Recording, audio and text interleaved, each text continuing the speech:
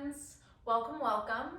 Today's practice is all about the outer hips. We're gonna do some strengthening work, mobility work, and we are also gonna stretch them out at the end. So you will probably want a block for this practice just to give you a little extra stability and also some additional space to work with in a few of our shapes. So let's go ahead and get started on your hands and your knees in tabletop.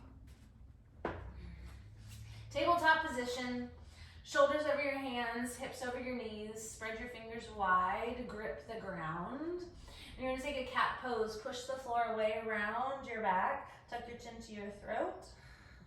And then cow pose, arch your spine, squeeze your shoulder blades together to pull your chest through the window of your arms as you untuck your tail. Push the ground away, squeeze your thumbs towards each other, squeeze your knees towards each other, and try to pull everything into this center point that's lifting towards the ceiling. In your cow pose, do the opposite. Try to rip your arms and your legs to the left and the right and forward back so that you feel the muscles along your spine start to wake up. We're just gonna do this a few times. Say hi to your hips, your lower back, some flexion and extension. Also getting into the shoulders with some retraction, depression, protraction, elevation. Just moving back and forth, matching your pace to your breath. It doesn't have to be fast.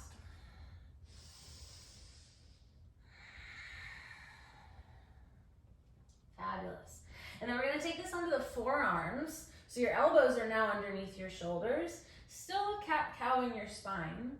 It's a little more limited through the middle and the upper back because of this position of your arms, which is okay because for today, we're gonna focus a lot on the hips. So untuck your tail in your cow, tuck your tail under, use your abs for your cat. And that same work of trying to drag your legs side to side to make more shape or more space rather for that extension. And then squeeze your legs towards each other, wake up the inner thighs to help you connect to that deep, deep core.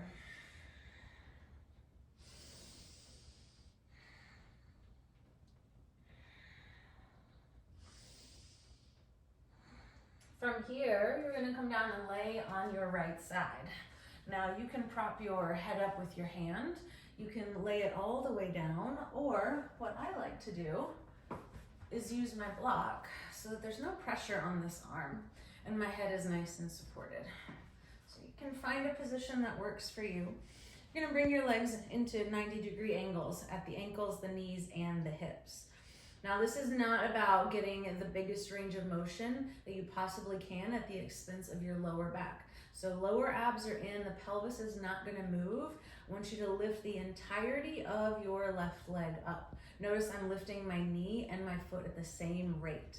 So I'm not turning in or turning out just yet. And then lower it down. Just find your range of motion where core is engaged, hips are not moving, and you're lifting the entire left leg.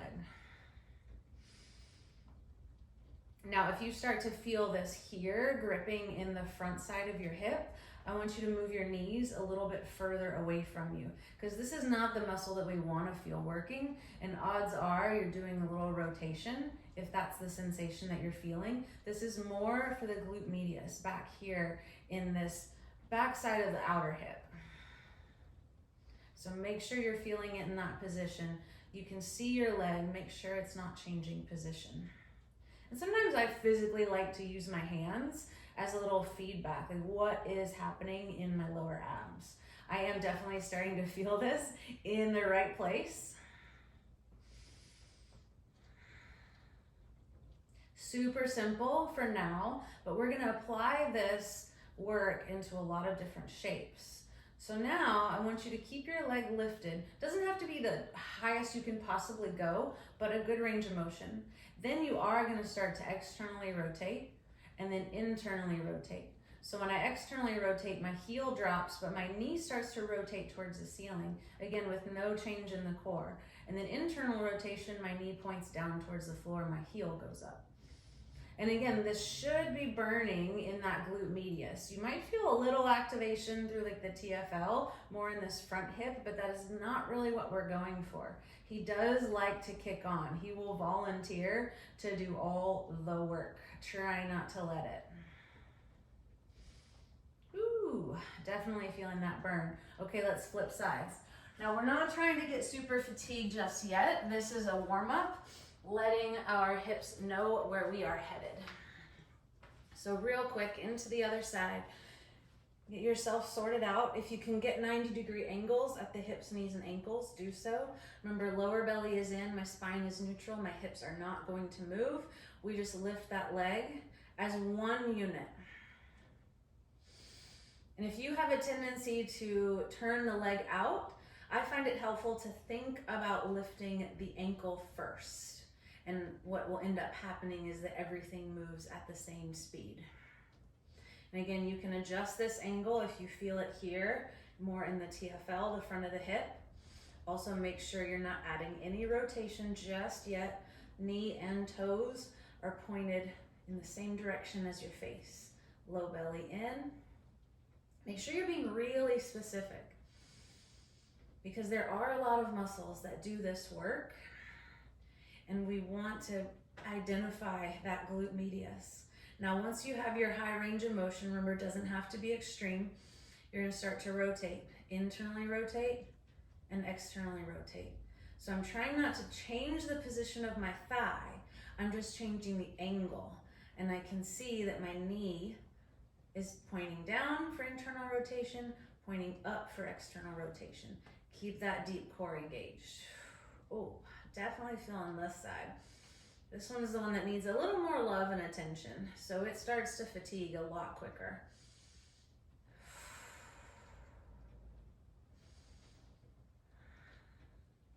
Good. All right. So now we're going to take that into a little more challenging position, because your spine and your hips will be allowed to help you come back onto that all fours position. But exactly the same work. You're gonna tuck your right toes under and extend your right leg out to the side. As high as it will go, trying to lift everything at the same rate, and then lower it down. Core is engaged. I'm trying not to let my hips turn open or twist through my upper body. My leg will get higher, but it's not actually working deeper into my hip. And since I just worked this leg, I can really feel that glute medius working for me. Notice my leg is not getting parallel to the floor. It might not ever. That's a really big range of motion if I don't move the hips. Ooh. This is just the warm up, so let's switch sides. Tuck your left toes under. Take your left leg out to the side. Now it should feel like this opposite arm doesn't even need to be on the ground. If I feel like I'm putting all my weight on the right hand, I'm actually leaning away from the intensity in my opposite hip. So sometimes I'll actually float that hand off just to see if I'm keeping myself honest. Really using that glute medius. Remember, you shouldn't be feeling any gripping in the front of the hips on either leg. Sometimes that leg that we're standing on works a little too hard.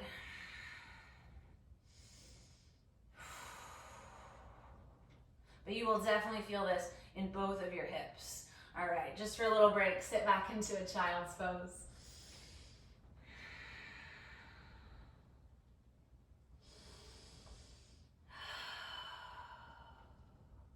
Take a big breath in and a breath out. Should feel like a little relief for those outer hips.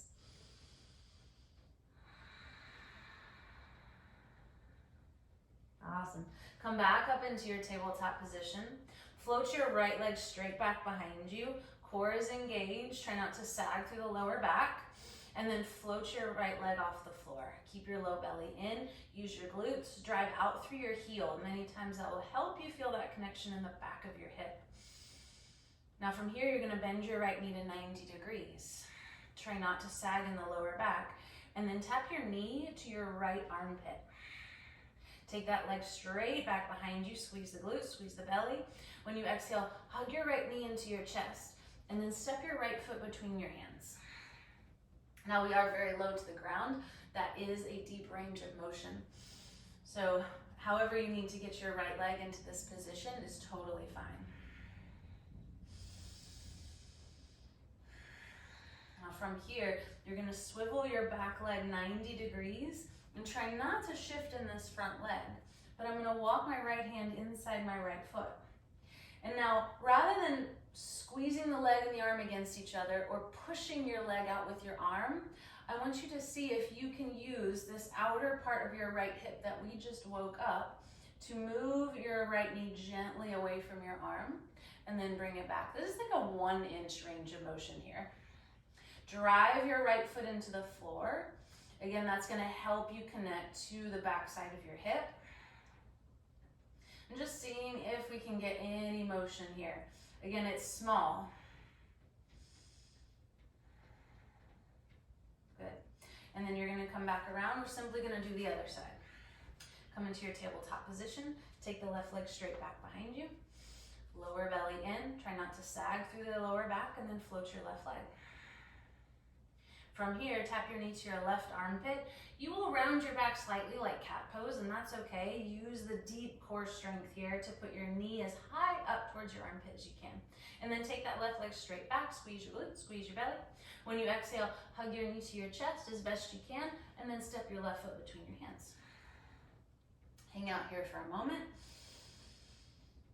Enjoy a little bit of hip flexion. It's definitely a glute stretch, maybe a tiny bit of some hamstring.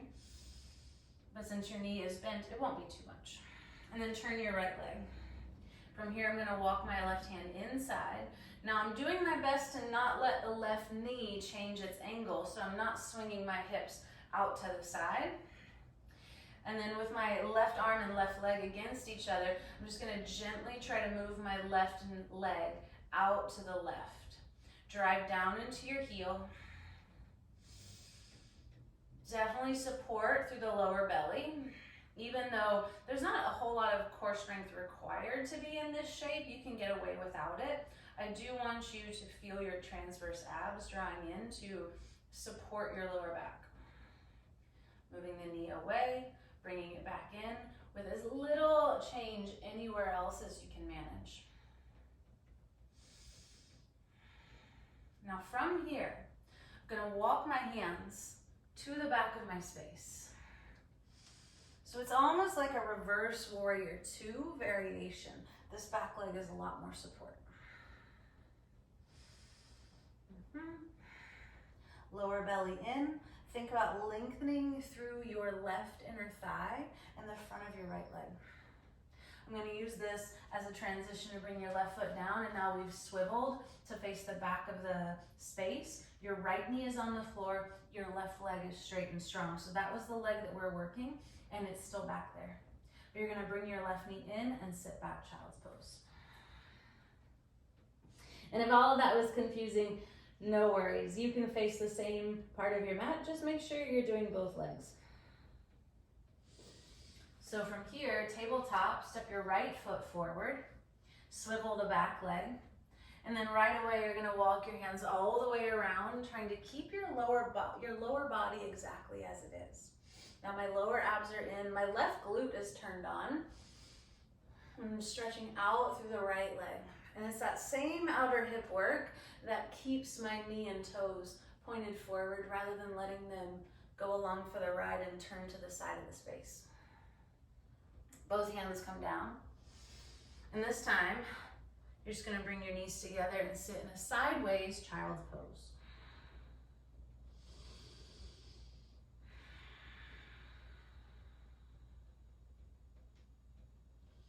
All right, from here, come into a tabletop. This is convenient, so I can do it from the front. You have a better view. Take your right leg out to the side. So my toes, my knee, left knee, and both of my hands are facing in the same direction. Now from here, I'm just going to rock a little bit forward and a little bit back. Doing your best to maintain the spine position. So I'm not going very far, otherwise I would have to tuck my tail and sit back more like child's pose. So it's just a few inches in either direction, saying hello to that inner thigh. But now we're going to make it more interesting. Both hands are going to come down. Flex your right ankle, so now just the inner edge of my foot is on the floor. That leg is straight and strong. You're going to focus all of your awareness on that outer right hip, and as best you can, if it doesn't come off the ground, that's totally okay. Float your right leg without shifting in the opposite direction. Woo! It's only about 4 to 6 inches in the lower back down. And I'm going to do my best not to move the hips. And then lower back down soft. Hoo, hoo, hoo. One more time. Good. Bring this right leg back in. We're gonna go straight into the other side. Left foot goes out. Set yourself up, rock forward, rock back. Now your two sides are probably not the exact same. You're gonna have more range of motion, more strength on one side, and that's totally normal.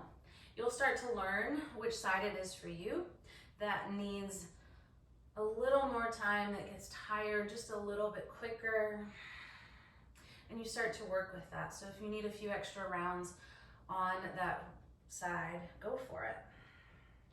All right, here we go. Next time you're forward, shoulders are over hands, right hip is over right knee. It's a tabletop position. I'm gonna flex this left ankle. Make that leg straight and strong. So strong, someone could come over and stand on it without it moving. Use that outer left hip and lift your leg. Try not to lean away from it. Lower back down. You can see your leg, your right leg. It should not change position. The hip is over the knee the entire time. Also some really good oblique work for you here. Let's do one more. Lift up as high as you can. If you're feeling the shakes, that is awesome. And then slowly lower down. Bring that left knee in, sit back. All right, downward facing dog. Swivel to the top of your mat. Nice long dog. Pedal out your heels, wiggle the hips. You can let your one hip dip towards the floor. You'll get more of a side body stretch on the opposite side. Shouldn't feel any sensation in your lower back, but you can get a pretty generous range of motion here. And then you'll step your right foot in between your hands, come into a nice lunge, hover this back knee. Now lower belly in, your tailbone's gonna drop down as you rise up. Now you can always put this back knee on the floor, lower belly in, tailbone down, and you're trying to squeeze the glute of your back leg. So this is a good hip flexor stretch. Not so much a back bend. You can see that I'm pretty much in a straight line from my left knee all the way up to my hands. Now from here, lightning lunge, you'll sweep your arms back, hinge forward, so now that straight line is still from my back leg to the crown of my head. Squeeze your shoulder blades together just to get a little bit of activation for those postural muscles in your upper back. And then you'll bend the back knee to a hover, reach your arms overhead. Sweep back and sweep up. Now here you're gonna sweep back and float your back leg off the ground. I'm gonna keep my standing knee bent in this airplane pose because that way I want you to be able to shift your center of gravity back so that you feel it over your heel, and that's gonna help you connect to that outer hip. Because here you bring your hands to your heart, and then you're slowly going to turn your hips and your chest open towards the left side of your space.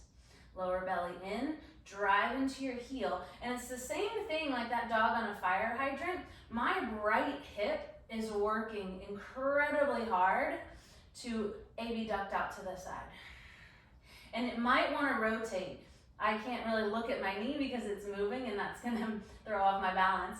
But if the knee is moving in or out, that's adding some rotation. We want to try to avoid that. So really keep that knee forward, keep those toes on the floor. You can grip the ground a little bit, but your weight's in your heel. Ooh, I'm feeling this. I'm talking a lot, so we get to do a lot of reps. Hold this airplane pose. Now here's where your block might come in handy if you want to touch the floor for balance. Drive your right leg out to the right to feel more of that right hip working. Ooh, and you can see I'm fighting for it. That's good. Now gently bend your knee, step back into a lunge. Oh, take your time. That is tiring. Downward facing dog. And then step your left foot forward. Let's go into the other side. Hover this back knee. Now remember, you can always drop it all the way to the floor. That'll take some of the strength requirement out, and you still get all the work in this front hip. Low belly in, tailbone down, squeeze your glute, arms overhead. And then a lightning lunge. Tilt forward so you have a strong straight line from your back heel to the crown of your head. Lower belly in, ribs in, squeeze your shoulder blades together. Inhale, sweep the arms up. And sweep the arms back. Inhale, come up. You can see I'm really fighting for this side. Exhale. Leg day was yesterday, reach up. And then airplane arms. Now this time airplane pose. Float your back leg, keep your front knee bent. Toes are on the ground, but they're not gripping for dear life. Weight is in your heel. Hands come to your heart. And then you're gonna slowly start to tilt open. So a lot of people will focus on, they'll say things like roll the top hip open, or they'll talk about the top leg, but really it's this bottom leg that's doing the work. That's where the movement at the hip joint is actually taking place. So drive your heel down, try to rip it to the left side of the room, and that's gonna help your balance, but also help you feel this outer right hip working. Next time you're open into your half moon, hold it right there. Again, you can use a block underneath your left hand. Weight is in your heel. Trying to rip your whole leg out to the left. Feel the connection. Ooh, and if you fall out of it, shake it out, maybe give it a little hit, and get right back in. Core is engaged to support your lower back. Nice long spine. Drive your weight into your heel. And then bend your knee deeply, step back into that lunge, sit back, child's pose. Oh my goodness, oh my goodness. All right, let's give it a nice little stretch. So we have a modified pigeon pose. You're gonna bring your right leg forward, sit on your right hip. This is why it's modified, or 90-90 if that's familiar to you. I have 90 degrees of my ankles, my knees, and my hips, so that I have a 3-sided box here. I'm gonna turn over my front leg and lean forward. Now do your best to keep a neutral spine. So I'm not letting my lower back around to get my chest forward. I'm really trying to get this movement to happen at my right hip joint. And for me, I'm about right here before I lose that.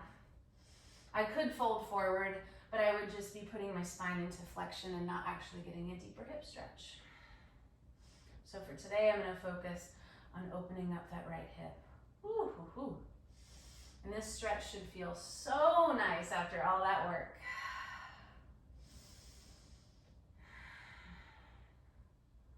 All right, and then come back up. We're gonna switch sides.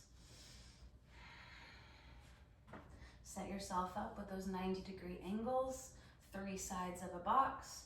Turn and face your front leg, hinge forward, trying to keep your lower back in basically neutral position. That's gonna get a little more sensation into that left hip. About 5 deep breaths.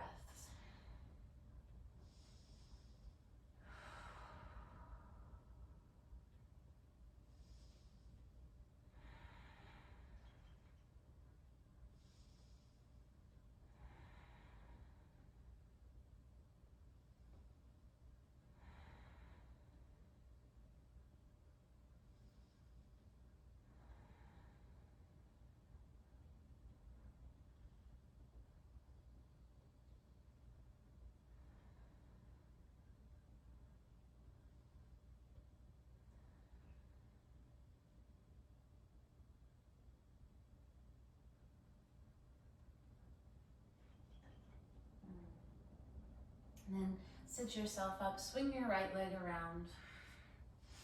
Gently lay down onto your back. Windshield wiper your knees side to side.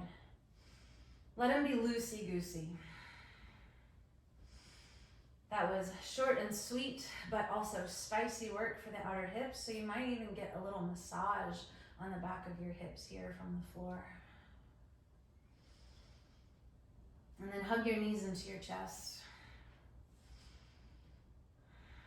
As best you can, bring your knees close. They might not touch, but so it's more of a stretch on your glutes than it is on your back or your hamstrings.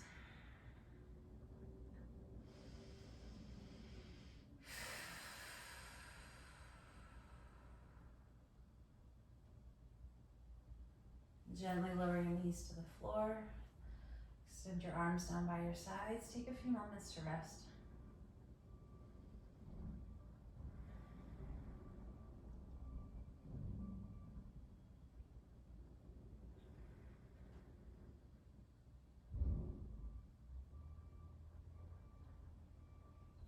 ready, roll to your side so that you can use your hands to help lift you up and come all the way to a seat.